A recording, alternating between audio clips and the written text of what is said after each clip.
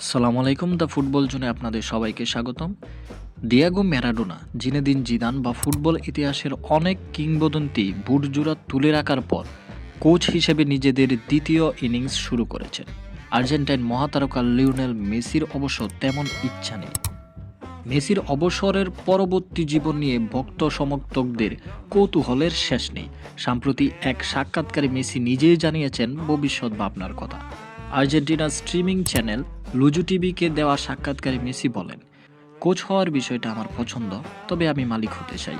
নিজের একটি ক্লাব থাকবে, নিচের স্তর থেকে শুরু করব এবং সেটাকে বড় করব।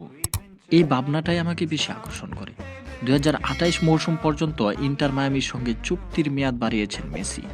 মাঠে খেলা চালিয়ে যাওয়ার পাশাপাশি ক্লাব মালিকানার দিকেও ধীরে ধীরে পা বাড়াচ্ছেন। দীর্ঘদিনের সতীর্থ লুইস সুয়ারেজের সঙ্গে মিলে গত বছর উরুগুয়ের চতুর্থ বিভাগের ক্লাব দিপোর্তিভো এলএমএস চালু করেছেন মেসি।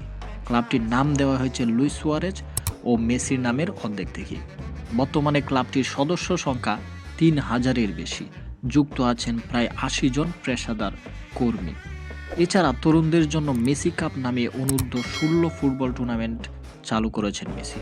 বিশ্বের বিভিন্ন একাডেমির দল নিয়ে আয়োজিত এই প্রতিযোগিতার প্রথম টুর্নামেন্ট জিতেছে আর্জেন্টিনার রিভার প্লেট।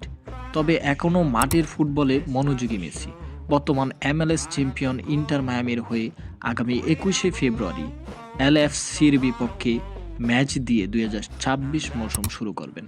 জুনে 2026 ফুটবল বিশ্বকাপেও দেখা যেতে পারে মেসিকে। ভিডিওটি এই পর্যন্তই। ভালো লাগলে লাইক, কমেন্ট এবং সাবস্ক্রাইব করতে ভুলবেন না।